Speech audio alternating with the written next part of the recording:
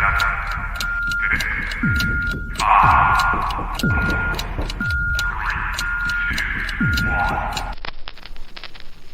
is the difference between being punk and being a punk? We are here to talk some punk rock, some music, comics, punk culture, DIY shit, anything we want to talk about. That's what fascinates me. Give me everything. Absolutely everything.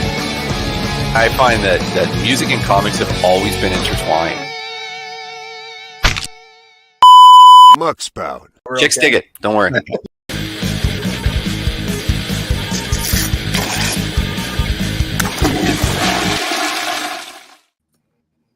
Hey, welcome to Muckspout, everybody. Hello. Today, I have John over here, and we are joined by Jeff again, who was actually on our last one. That's how long it's been since we've had a chance to do an episode. Yeah. And that was with Chris from Show Off. Yes. And you might have been on the one like two before that when we last talked news. I don't even remember anymore. But it's been a few months now since we got into the news. Yeah, well, summertime is always a time of transition. I think everyone had a lot of things going on, so it's like these become a little bit more sporadic, and hence I show up a lot more. Yeah, and I've been traveling so much that we haven't been able to do a whole lot of these. And Ben's in school, and John's still here. Yeah. Well, you sound so excited. I'm so happy that you're excited that I'm here. You're my rock, John. He's an asshole, but he's still here. It's like, thanks for the Eeyore opening. I loved it. It was We keep them around because Eeyore is kind of my vibe.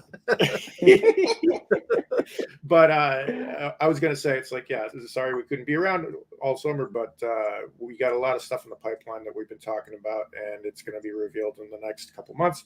So as we work on it, hopefully you'll enjoy what we're doing coming down the pike here. So yeah, I think we're kind of we're very close to transitioning to like Muckspout 2.0. Like I think we got some cool stuff coming up that on here and elsewhere. Some new books going on and stuff. So yep, and I think we finally got our new release thing kind of streamlined, so we have a better take on how to do the new releases every week, so it looks a little prettier and it's playable and you can click the links, and I think everybody will be very happy with it moving forward. So we're slowly getting there and feeling a little better about and more strong about how we're putting the brand forward. So that's DIY, baby. yeah. Figure it the fuck out. All right. So, Jeff, how are you doing? Hi, I'm doing good. I personally have been following Eric as he's been traveling a lot around to a lot of different convention shows. He's a little bit more on the path to always hustling than I am. I am actually on a personal note. I am doing my first fan convention in the beginning of August. I'm going to a Macross themed convention in Los Angeles. I've created a bunch of prints, unique artwork. I'm very well known, I guess, toot my horn, boop beep, in that community of drawing fan art for Macross and Gundam, which are mecha anime franchises from Japan. So this is really cool. I'm really excited. So I've been gearing up a lot for that, doing a lot of watercolors. You're really good with those circle templates and guides, man. I hate that stuff. I freehand. I mean, I get away with it because I have like an underground comic style, but like I freehand anything because I cannot sit there and do that. And I look at your stuff and it's so technically like beautiful. It's I've never been trained on them. I figured it out myself, but part of it is because like one of my things that I do, and this isn't punk rock music, but it's everything we talk about on Muckspout, is like, so I do ink outlines and then watercolor the shading, the colors, and the paper I use is not really conducive to drawing with pen. So half the time I have to use those French curves and those circle templates, or else like it's just like because like the pen just wants to dip into those grooves. Oh yeah, you got the watercolor cold press. Yeah, and also I'm getting old. My hands. As are we all. So. So there's a reason I do a lot of digital nowadays. But yeah, so that's what's been going on mostly in my world. We some that's good enough for me news. One of my my closest confidants and editors recently stepped back. So Ryan Zero, who has been with That's Good Enough for Me from the start in May 2020, he has stepped back. He's also a teacher, and he's going for a master's now to kind of help, help him to advance in the field and in his local educational community. So he had to step back from that. So it's a loss for TGFM. We miss him greatly, and but also it's a plus for him, and we're proud of him Yeah, to congrats be to taking him. that next step. Yeah. So that's what's been going on with That's Good Enough for Me. Yeah, and then it's yep, and we're always looking for people to volunteer. We got music, we got reviews, got promos up the wazoo. If I showed you how many promos we got each day, you'd be like, oh my god, I can listen to all this music well before it comes out. Let me at it, Jeff. So Well, I don't want to put him on the message us. spot, but John over here has a music background in music journalism, so I do. So yeah, so we can always. I obviously friended you today, so Yes, I saw that. so I figured we I was could. like, who's chat this a little asshole? bit about Jeez. it. I know. I was wondering. I was like, oh god, he's gonna turn me down, and I'm gonna cry all night on this episode. had I realized I would have warned him ahead of time, but No, I figured it would be good to be able to, even if nothing else comes of it, we can shoot the shit about some new releases and things like that. And I figure we're very complimentary with each other, so if we can find a way to do a nice little handshake between us, that we can cut down on some of the work each other are doing. If we're overlapping a lot of the same material anyway, it couldn't hurt to have a partnership on certain portions of things. Sorry, I'm making a business deal right in the live episode here. Sorry about that. I like he's like all of a sudden just like and like all these keywords start coming out of his mouth. John we're McLeod creating has news been right now, right here. I was like, John McLeod has been replaced by AI and is just putting out whatever the fuck he says. Have fun.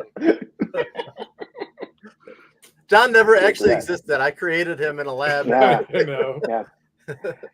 So No, this you is would all, have like, created really, something really, a little like, more attractive than this if you were Right. creating in a lab. It would have Maybe looked something like. to help me out. yeah. Although, so this may be kind of cool. I'm not going to say too much, but in the new school, so we moved. A lot of people who follow the show know we've moved to California. One of my daughter's friends, her mother is one of the senior level designers for like all the Batman Arkham games, and now she's working for Crystal Dynamics in the Tomb Raider stuff that's coming up. Yeah. And I'm like, so this is like, I don't know why I just thought of that, but like it was like AI, because it's like I was gonna make a joke about how John is like very much like a 19 or like maybe like a 2008 like AI like pre-rendered animation. He's got like a little past like, max headroom.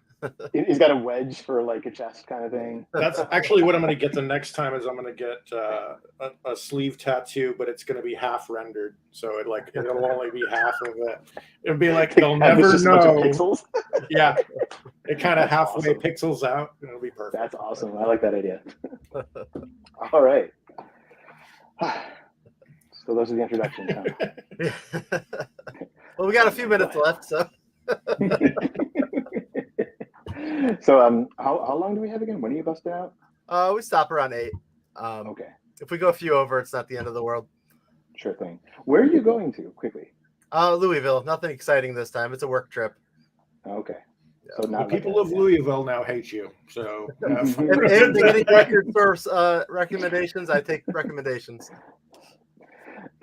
So I know this isn't on the list of things to talk about, but I think we'll dive in really quick because someone is wearing a hat. And some band just came out with a new album. Oh, yeah. I almost Very threw nice. together a graphic for that so that I could bring it up. And then I was like, yeah, you have a lot to talk about. But yeah, I love that album. It's so MXPX, like seriously, I joke about this a lot on the site every time I mention them, but they like were one of the hardest working bands during the pandemic. Yeah. I mean, so many live streams, so many different things they're doing just to keep us entertained, keep people's minds on the ball. And then when Mike wasn't with that, he was doing Goldfinger, like he was on the Goldfinger stuff, and they were all over the place. I know. And so it's like so Mike Elfers, occasional contributor, did a roll of the dice with Yuri from the band recently, and they've been putting out, like, they just came off a new album, and they've been putting out videos left and right. It's like, seriously, like slow down a bit. You know, you're making me feel they did a brilliant launch on the day their album came out. They did a live performance of the entire album, like in their live streaming studio that they have now, and it was beautifully presented. But also they like teamed up with a bunch of different bands, and they actually broadcast out to, like, I know Goldfinger was an obvious one, but they broadcast out to the Goldfinger Facebook page and like maybe 6 or 7 other bands. Like, I thought it was brilliant. Like, it got me like thinking about how can I do something like that with when I do like a comic launch, like getting on other creators' pages and broadcasting interviews or whatever. Like, get 300,000 followers. Yeah, you know, they have a little bit of a leg up, but.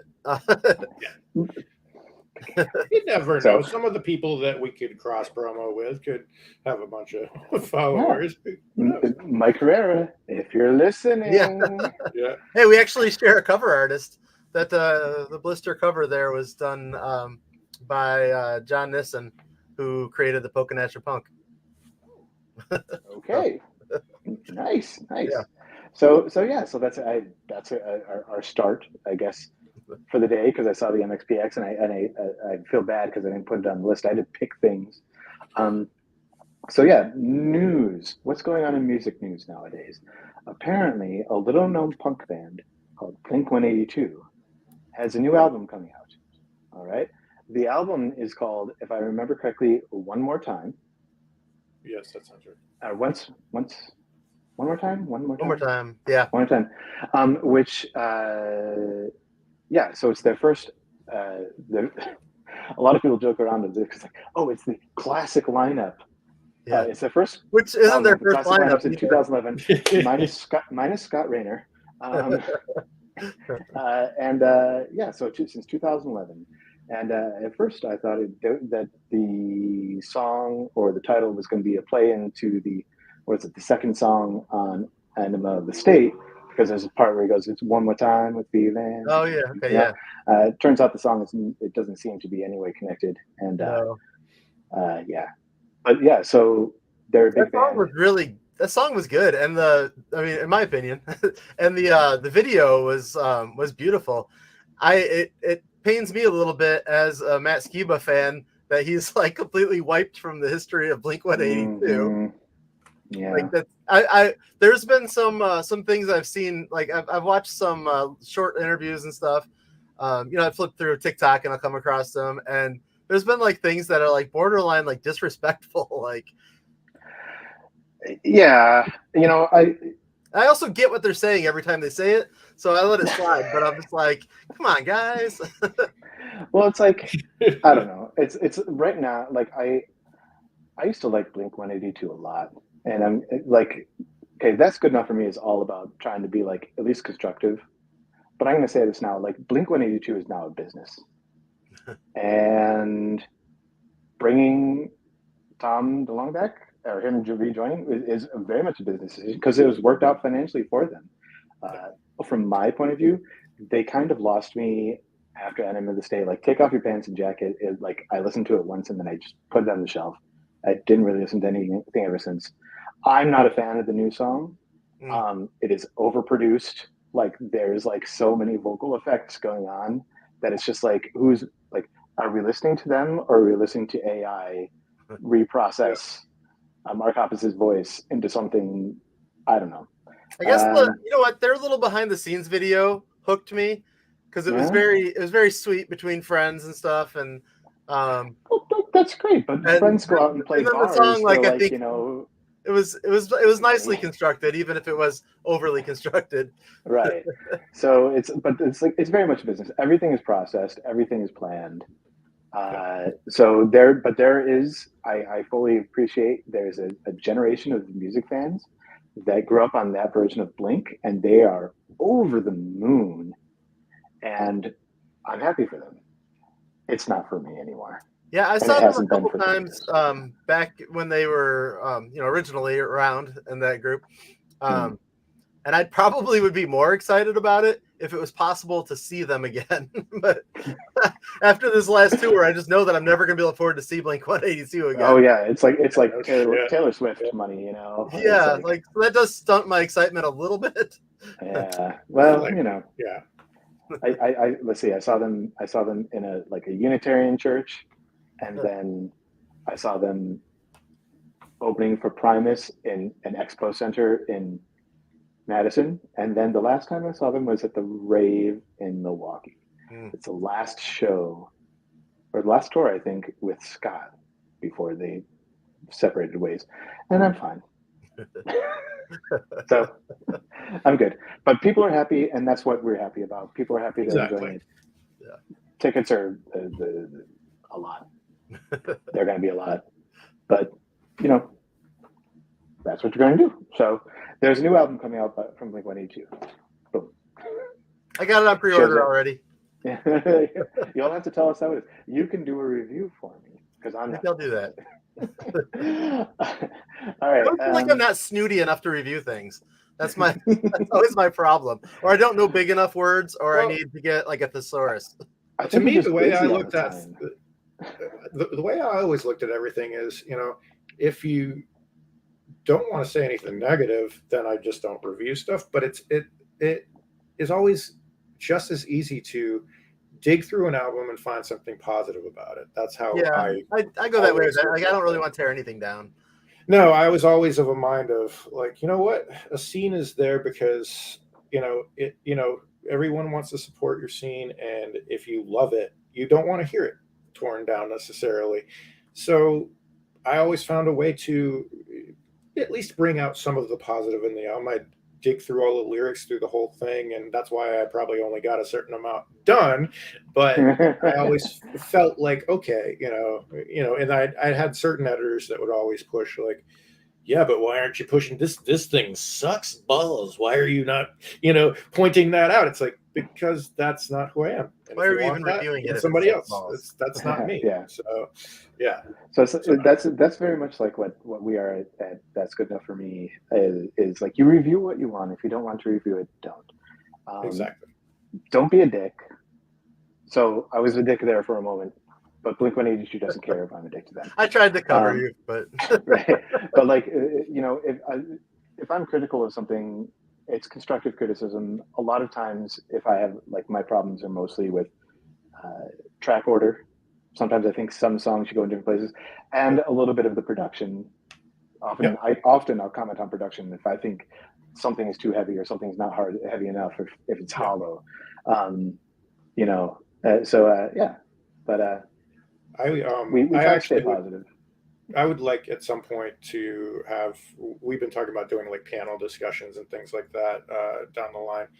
And one thing that's always stuck out to me was you talked about, the albums being overproduced. I find that there's usually a line where you can see which album people were like, ooh, I'm in the studio with people that know how to produce something, so I'm going to play with this. And then it gets more and more produced from there. It's like, I call that the point of no return album. And it's like, they've played with it enough, and it's like, okay, this is where things are going to start being produced. And sometimes that doesn't happen, but very often you can hear that album on many bands' careers where okay, it was super raw up until blah. And then it got progressively more, not quite AI, but it definitely got into that auto-tune portion of things. And I like to be able to hear things like the fingers sliding down the fret sometimes is such a nice raw effect that why cover that up? Make it dominant. Don't, cover that up. That's not a mistake. That's a wonderful piece of that recording. So I agree with you fully, and I'm very keen and onto that aspect you just mentioned. Like one of the ones for me, including that because I love to hear that, like kind of like Yeah, just a but little. is the snare.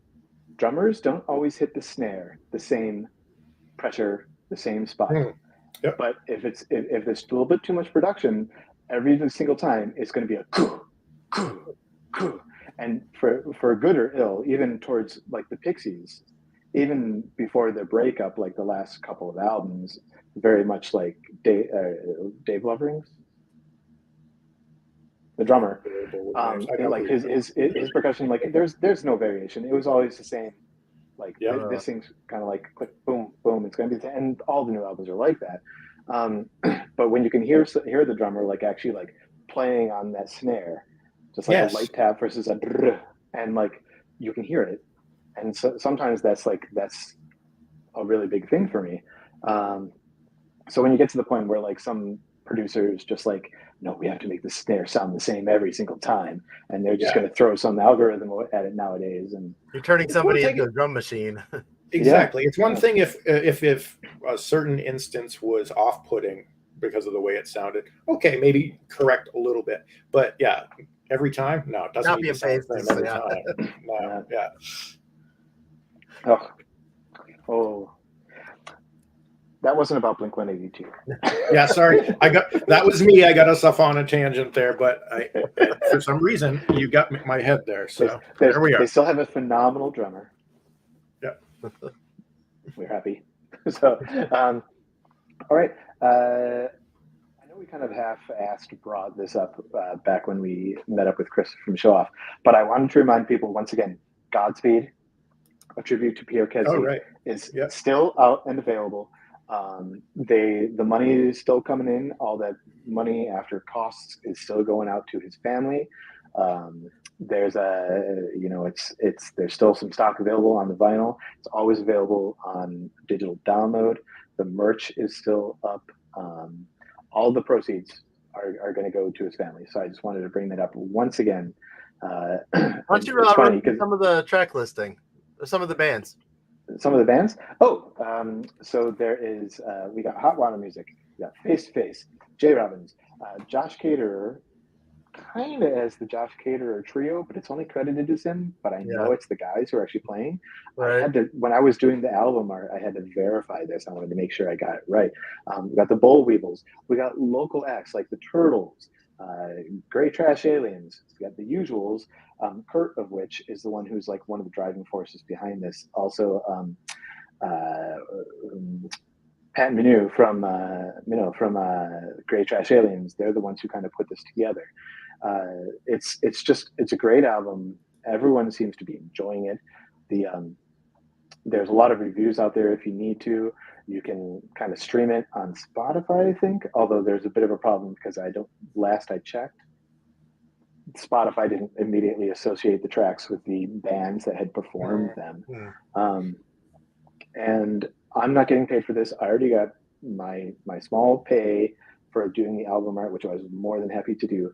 But I put in a lot of time afterwards to help Kurt and them out with the merchandising and stuff, because I have a little bit more experience with that, especially the print on demand stuff, which means no overhead for the band or for the labels, but everything that comes in goes to the source where they need it to, which is Pierre's family. So it's been quite a ride. I'm very excited by it, and it's still available. It's still awesome. It's never going to be a bad cover album, so check it out if you can. So we had some festivals recently. One of our editors, the one who's still here, Bad Dad /Ed, went out to Camp Pennsylvania. And that was a great 3-day growing festival in kind of like South Central Pennsylvania, if I recall correctly, kind of near the West Virginia border. Takes place on the grounds of a former drive-in movie theater, may still be active, maybe it's just not that weekend. But a lot of bands are showing up. You got Dolly Rots, you got Tsunami Bomb, Homeless Gospel Choir, small bands, big bands. It's a great time. He's got his 3-day review. Each day is a different review up on the site. So read through that. Make sure if you're nearby, try to go next year. The people who run it were incredibly accommodating, and we coordinated with them to do a roll of the dice interview for most of the bands that performed, and there are a lot of them. And Ed handled all those, so he's just a trooper. He's a star. I'm so glad to have him. And so go ahead and read those reviews and think about attending next year if you're in the area, or even if you're not. It could be a good road trip, and it's supposed to be a great time. Yeah, I heard great things about it. I was talking to Simeon over at Stupid Rad last weekend, and he had just come back from it, and he had great things to say about it. He's done it for years now as a sponsor, and he's been super into it. So, and I think they do, if I recall, they also do Bandcamp comps for Comp Pennsylvania every year for the different bands that are coming. So I always enjoy checking out those as well to see what kind of songs and bands are coming through, even though I haven't made it to one yet. Eventually, someday. Yes. So those, the Comp Pennsylvania, I'm not sure about every year. This year I know that Sell the Heart Records, which is run by Andy Paul of Tsunami Bomb. Okay. And I think another label was responsible for helping put it out. And it's a great time. So yeah, that's always a good way to check out. There's Riot Squad Media, the team that's put this together. I don't know what their experience is with AnyFest previously, but they have really caught on in how to encapsulate and capture all of these different avenues to help either promote the event itself or the bands that are playing, even for people who can't come. And they're just getting bigger and bigger every year. I hesitate to say, is it going to become like a new Riot Fest or the Fest kind of thing? Because sometimes fests can get too big. Yeah. But on the flip side, they're doing such a good job that I wish them all the success, and they're on the path to do it. So we can only hope for the best for them. So, and I'm from Camp Pennsylvania. Riot Fest just happened. I know Eric was there. I saw his social media photos. My horrible pictures. No, but it was nice seeing what the band breakdowns were, and it was nice knowing what you were going and checking out every day, because that's the kind of stuff you're always interested what your buddies are going to check out. So it's always fun to do that kind of I'm too old to be up front anymore. Like I did that for the Jawbreaker reunion, 6 years ago or whatever. I was fourth row, up in the crowd. Like I got blown back 10 feet when it started and everything. And I've done that for a few bands at Riot Fest, but this year we stood back. We'll enjoy it from a distance. It sounds good. There comes a point. So our man on the scene, Jim Gordon, is in the midst of writing up his reviews for that event. He's already written day one. He's got a good way with words, and so if you weren't able to attend, he makes a good point of pointing out. And I think this is an important thing, and why festivals sometimes maybe get too big, why he chose to see the bands he did, and why he chose sometimes to skip out halfway through a set to go to another band. So I think it's very. He skipped out on Foo Fighters, didn't he? He left to go see Sledgeworth. Yeah. It was weird because they played. So Foo Fighters had from 8 to 10. The Sledgeworth came on at 7:30 or maybe 8. Wait, no, it was 8 to 10. Sledgeworth came on at 8:30 or 8:45 to 9. They had this weird slot where there was nothing else to see but Foo Fighters before and after them, and it was just a weird thing. It's the only night that was like that too. Yeah, I'm kind of curious about that. Whether or not it was a handout to Sledgeworth. Not that Sledgeworth needs a handout, because I definitely would have skipped the Foo Fighters to go see Sledgeworth. No, I'm a huge Foo Fighters fan. I like Foo Fighters. They're fun, but it's once again, they're fun. They put together good music, but Dave Grohl is the Taylor Swift of rock.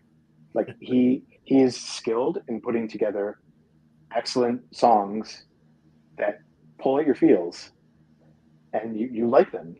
But a lot of times they seem a bit manufactured, because this is his goal. Like he wants to make a great rock band and great rock music, and he's excellent at it. And I love the songs, but I love Sludgeworth a little bit more. So it's like I think it was like maybe whether or not it was like for people who, like, okay, I paid money for Riot Fest, but I don't want to see Foo Fighters. Give them like one of the best Chicago punk bands around, still, running again to this day, kind of thing. So, but yeah, it's like I would have been at Sludgeworth from the start. I would have gotten my food for the first part of Foo Fighters, and then like gone to Sludgeworth and then left. So, that part is a kind of appealing because getting out of there is a fucking disaster. I imagine. So then coming up in the beginning of October with T1 Fest, also in Chicago. This is another one that our friend Jim is going to be covering, and also speaking of Sludgeworth, I think they're playing. Oh. They're going to headline one of the nights for the first time. Now, that's not to say there hasn't been some presence. Dan Schaefer / Dan Vapid, I think, has played in some incarnation at every version of T1 Fest. T1 Fest was started, one of the founders' children has type 1 diabetes, and it's to raise awareness and funds for research. And it's not the biggest fest in the world, but it's continuing to grow, I believe, from a one-night event now to a multi-night event in Chicago. And so it's another event that's going to see maybe some smaller acts, but maybe the good chance to see the smaller acts that you had to miss at larger events like Riot Fest. I think in the past, like they've had Smoking Popes and like Squirt Gun and some fun like middle-sized bands maybe. But yeah, see, that's a great way to put it. Like the middle-sized bands that like are sometimes lost because you're either seeing the way smaller band that you're never going to see elsewhere at a big fest, or you're busy seeing Smashing Pumpkins, right. Because paying a ticket to get into a fest is the only way you can ever see them, because if you saw them in concert, you couldn't afford a ticket by itself. Especially not to go at their tea shop. Yeah. So I'm looking up. So we got Flatfoot, like a lot of Chicago area acts as well. Methadones. Okay, so Methadones are playing. Bull Weevils. You got Flatfoot 56, Raging Nathans. You're gonna have Sack, Capgun Heroes, Won't Stay Dead, who we cover a lot. They're like this kind of not really horror punk, but they're horror punk, if you will. It's gonna be a fun time. It's in a smaller venue, which is kind of primarily how I like them, like the original Riot Fest kind of thing. So if you're in the Chicago area at or around,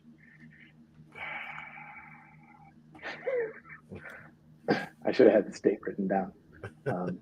October 19th to the 21st. So Thursday night through Saturday night, and it's just at Reggie's.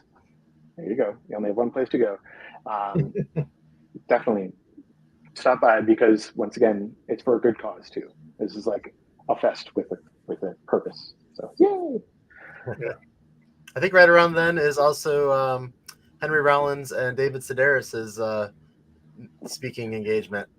No, I'm looking forward to that. They should swing by. The funny thing is, as our show started here, Henry Rollins is playing about 5 minutes away from where I live. And he's doing his spoken word thing, like across the bridge in Turner's Falls at the Shea Theater this evening. I saw him one time at the Vic, and it was really good. Like, he's really entertaining. Oh, I've heard his spoken word stuff, and it's just incredibly entertaining. He's a very intelligent person. I've definitely got us off topic there, so go to the T1 Fest, even if you see that they're playing it. Yeah, we're very good at getting off topic. Sorry. Which is funny, because you don't you think back, like, for people who didn't listen to Henry Rollins from the kind of the start, or as soon as you could. People who were introduced to him as the Henry Rollins Band and think of the Low Self-Opinion song where he's just punching himself in the head. It's like, what can this man tell me? Because all I remember is the video on MTV of him punching himself in the head. Like, trust me. But he's very well spoken. Yeah, he can tell you quite a few things. He's very well spoken. All right, so we're going to switch over to talk about some recent releases, big and small. One that's near and dear to my heart because one of the now former band members writes reviews for That's Good Enough for Me is the new American Television album Scars. So Was I just making a graphic for that one? Oh, shame on me. I thought no. I got everything. So it's got two people hugging. There you go. One stabbing the other in the back. Okay.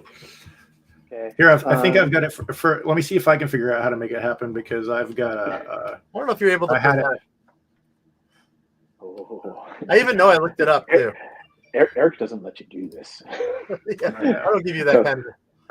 So this is the they're a DC based band, kind of this mix between poppy punk, not pop punk, poppy like energetic punk, but melodic punk, and a bit of gruff because Stephen Rovery, the lead vocalist, is very like kind of aggressive in his sound. This is their sophomore album, and it was originally supposed to come out via AF Records. Now we all know what happened after the whole fallout with Anti-Flag. All the bands pretty much jumped from AF Records, and a lot of them were in the process of releasing an album, including American Television. They were able to secure a new kind of contract deal with Smart Punk to release the album for them, and enough so in time to reprint the vinyl packaging and everything. I remember this whole thing happened at the end of July when we were on our 20th anniversary trip to Northern California, and I actually texted Jared, the guitarist, and I was like, do I need to start a record label to help you put this out? And it was our anniversary night dinner. And I was talking to my wife. I'm like, do we have $10,000 to start a record? Luckily, they were able to sort it out, and I didn't have to take $10,000 of my wife's money because she's the one who makes it. She's the clever one.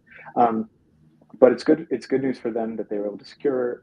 There we go. They were able to secure a new label to put it out. It's a great, fun album.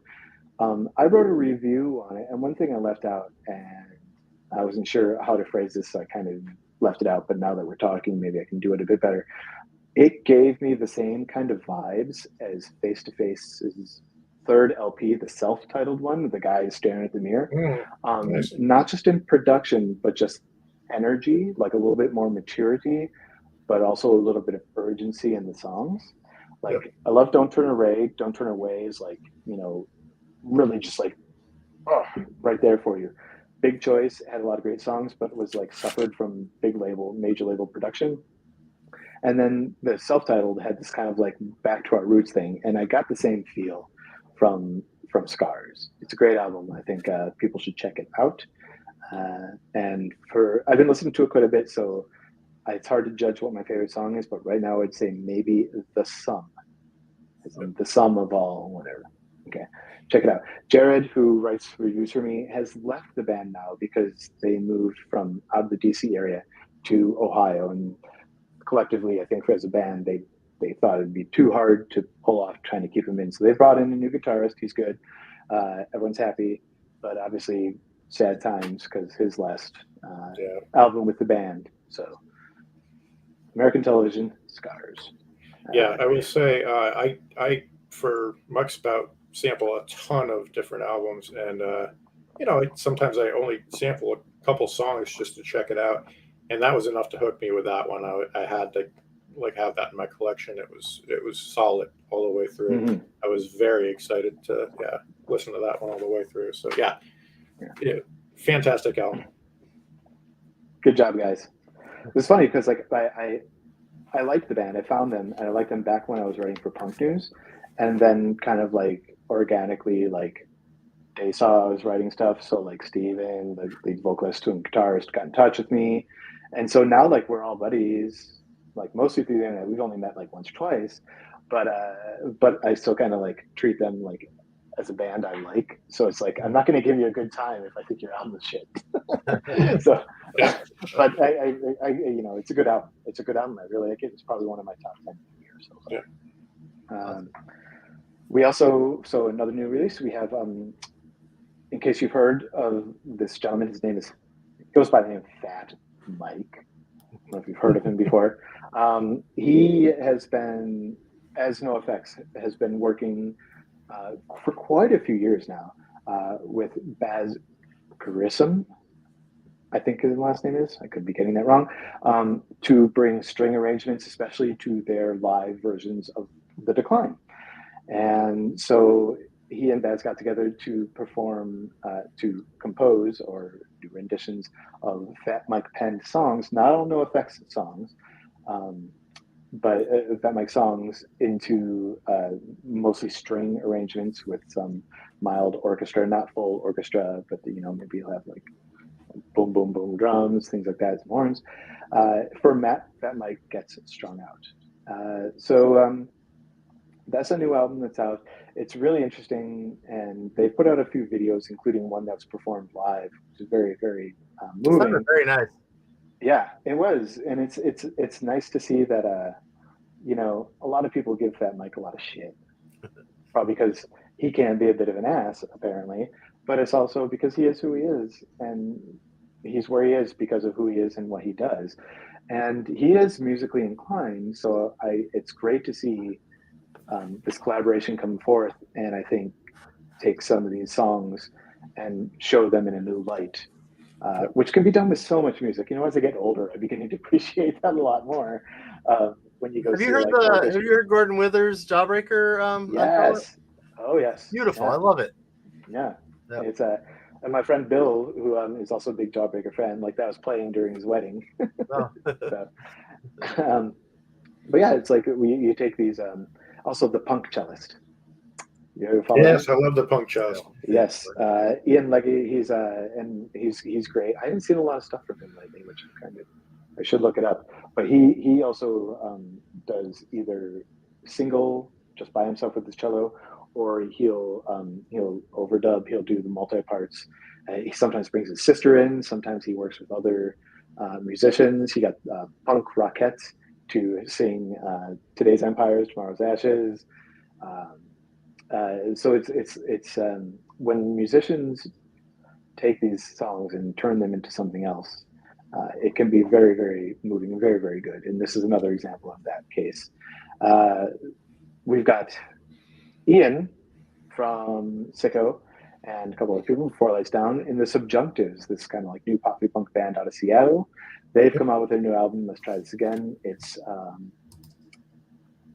fun. It's really, really good, and so I definitely recommend checking that one out.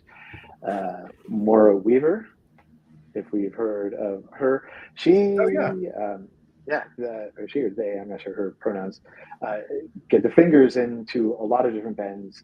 Okijobu, can never pronounce it right. Her and Mike Park did the Okijobo Station. Oh, that's her. Yeah. Yeah. I love that. I love those albums. Yeah. Yeah, I never made the connection. Interesting. Yep. Indirect Hit for a bit, things like that. So this is the first solo album. It is. It's something to behold. It was a very nice listen. I was listening to it while I was putting together some of this stuff, and it was like there's I might have to play that on my drive tomorrow.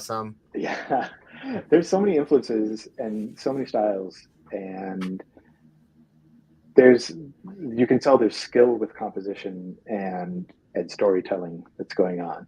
So the album is called I Was Due for a Heartbreak, and it's the photograph, of course, is more as a child, and it's just like it's a kind of heartbreaking kind of cover, but the videos are very creative as well, and that's another one that I highly recommend people check out as well.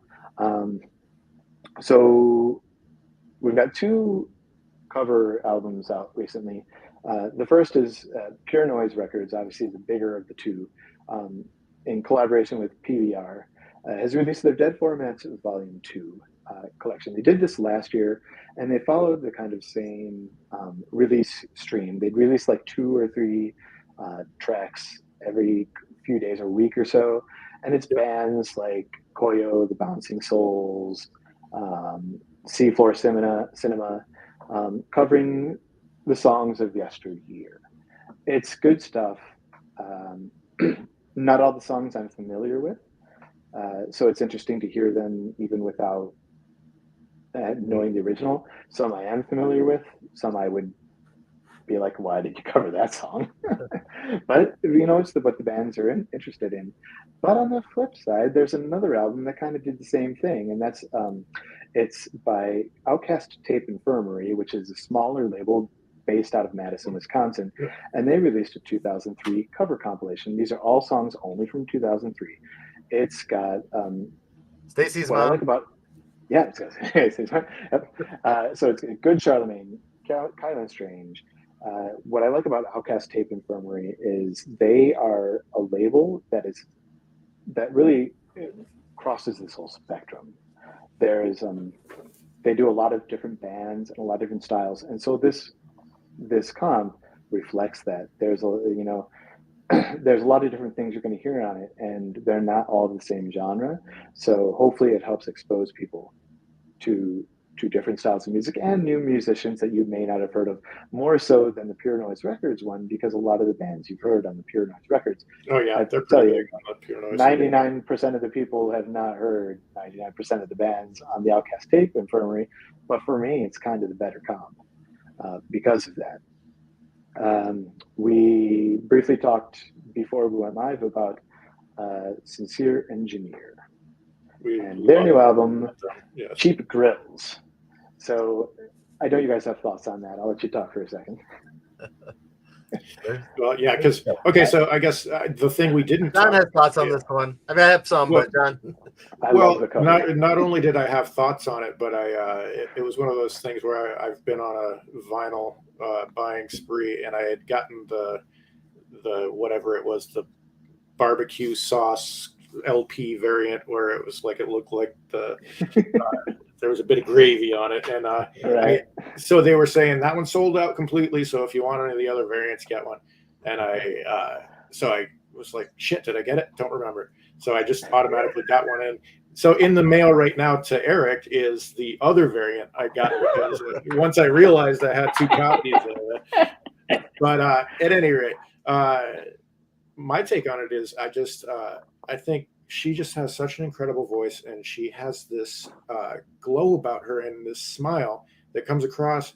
But at the same time, she can be smiling and just tearing you a fucking new one while she's singing. And the dichotomy between those two is just chef's kiss. It's just wonderful on that kind of thing. She just does such a great job. And there was also the very final song on the album, which I am spacing on right now. But she talks about, there's a line about somebody's grandfather, her friend's grandfather. Blind Robin. Thank you.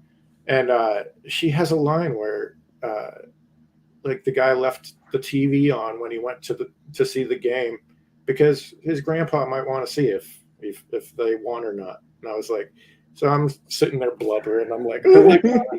And I'm like, okay, that snuck up on me. But no, seriously, it's just phenomenal songwriting and in the same right storytelling. She just has a knack for it. So I agree 100%. Like there's a lyrical whimsy and genius behind those songs, and compositionally as well. Sincere Engineer is only growing, and all the accolades should hopefully go to Deanna Bellows and the band soon.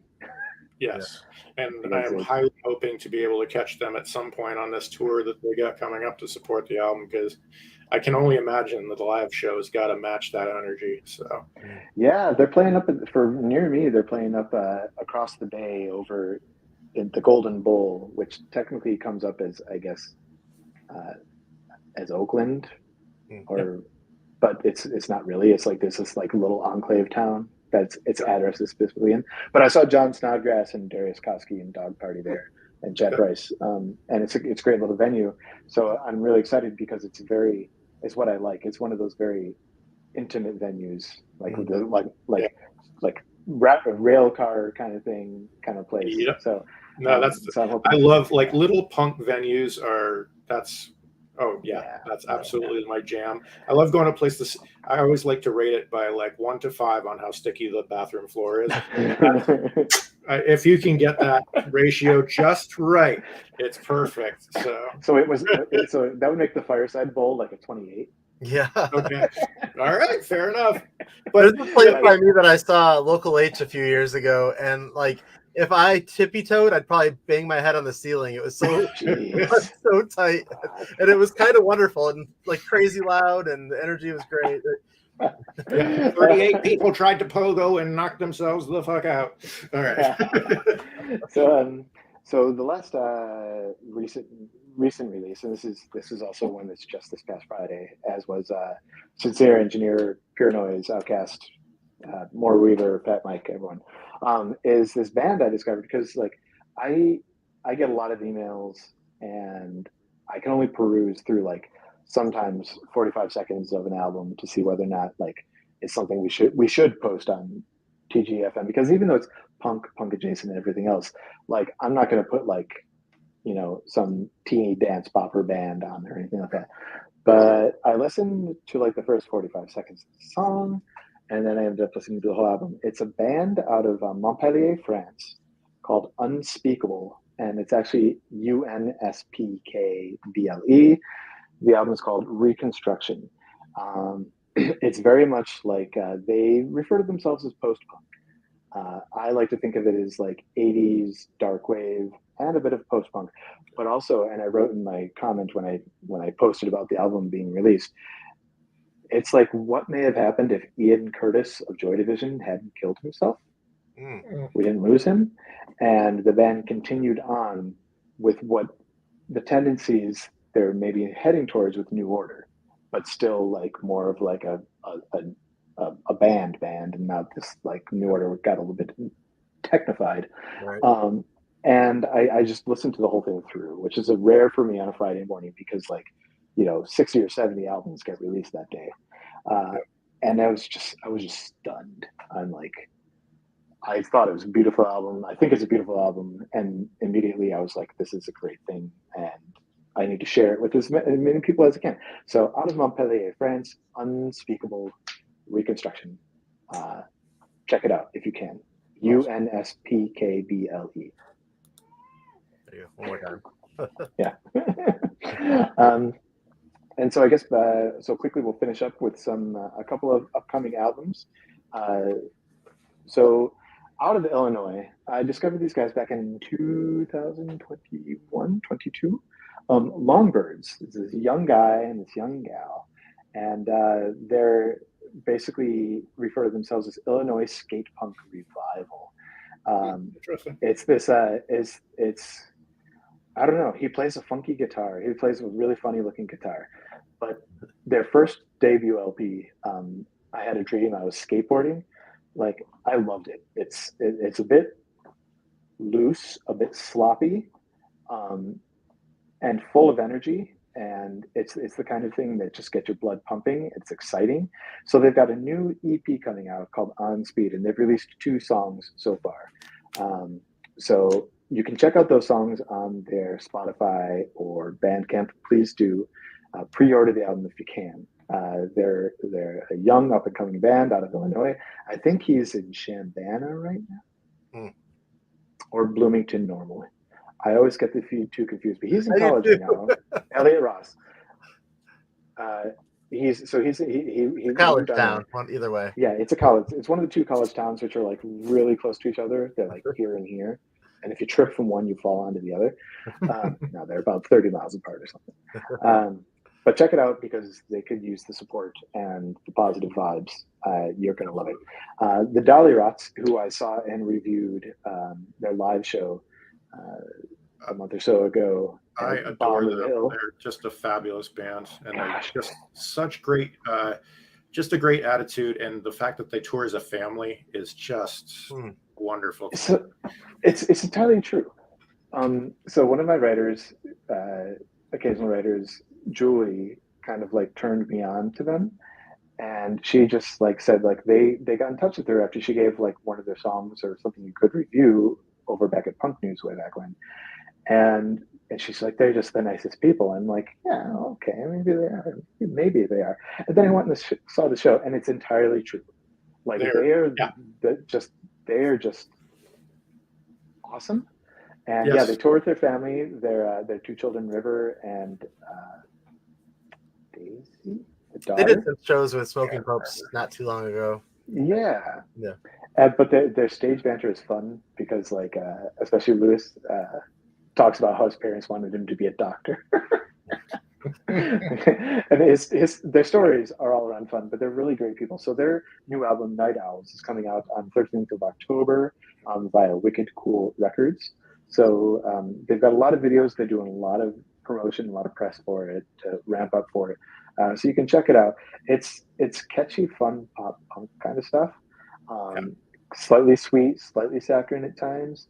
And you think like, that's not for me. But you listen to it and but that's the thing is like they have those songs, but then you have those songs when they hit, you're just like, this is never getting out of my head, and it is one of the most fun things you have ever heard. Like they have a couple old covers and stuff too of like the Pair of Roller Skates song that's escaping me right now, that if you remember what I'm talking about, but it's they're just so delightful. It's like old 70s like fun punk, like with a punk twist. It's wonderful. Exactly. I mean, they're no slouches. They've been at it for a long time, and once again, they know how to put these songs together, and so they're good at what they do, and for good reason. They're just a blast. I love them. So yeah, check that out. We've got Teenage Halloween has a new album, Till You Return, coming out on Don Giovanni Records on the 20th of October. So this band has gone through some transition now. I think they're down to 4 members.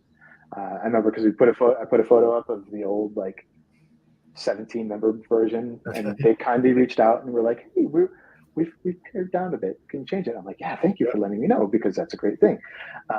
So they're going to be playing. They're going to have it's 20th of October is Till You Return.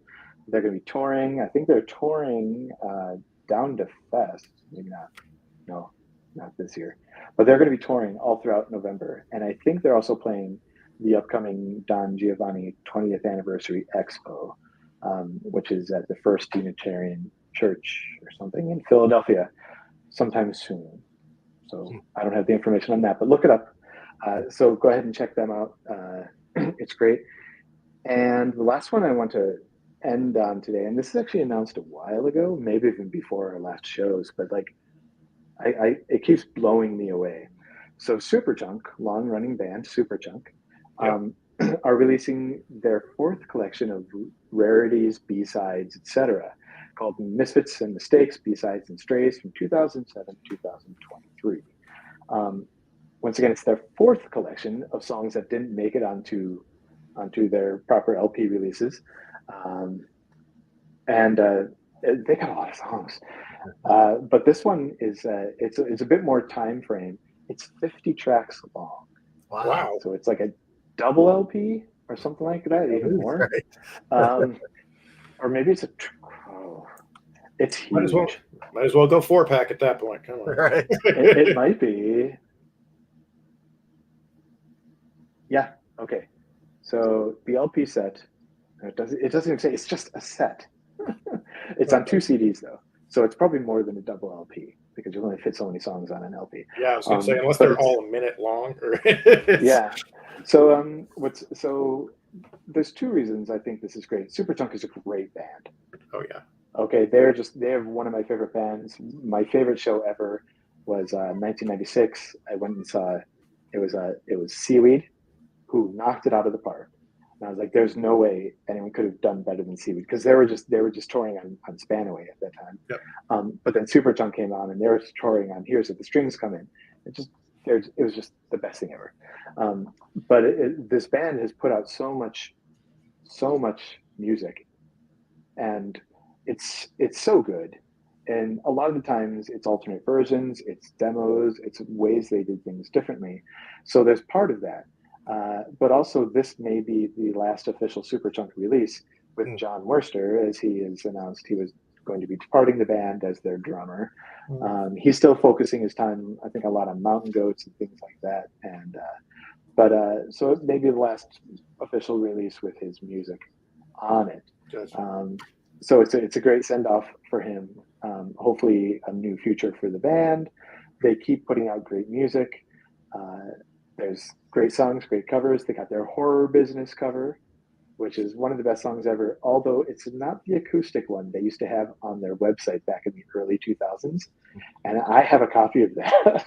It was done live. It's great. So, but it's great stuff. A lot of these songs were on one-off like CD singles, so it's 2 songs, 2 or 3 songs. Very hard to find. So it's going to be a great collectible for anyone who loves Superchunk to hear a lot of this music that they may not have heard before, and also once again support the band. That's awesome. So that's what I have for you today. I got one last thing. I saw on Facebook recently that the Queers need money, and they have a special sales going on.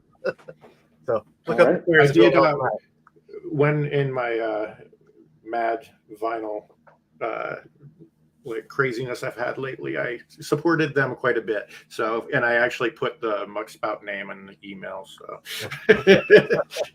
so we did support their van or bus or whatever it was. It was more than a van. They listed like a number of quite a big thing. Dang.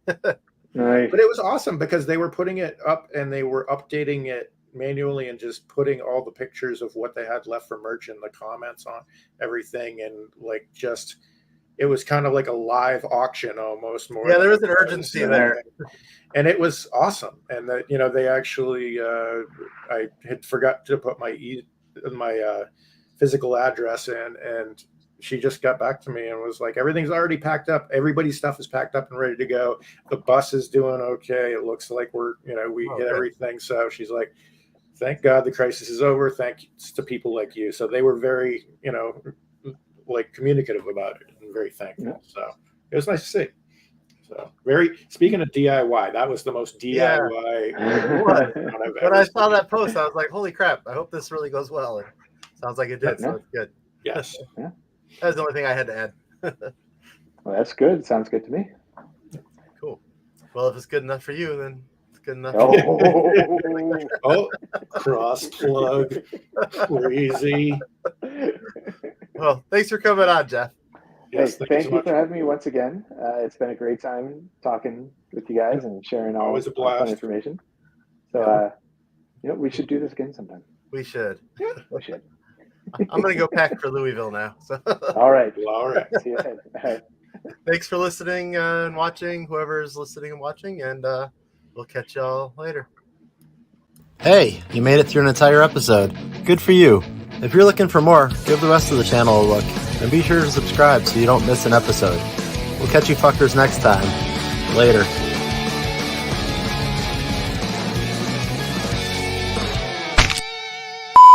Muckspout.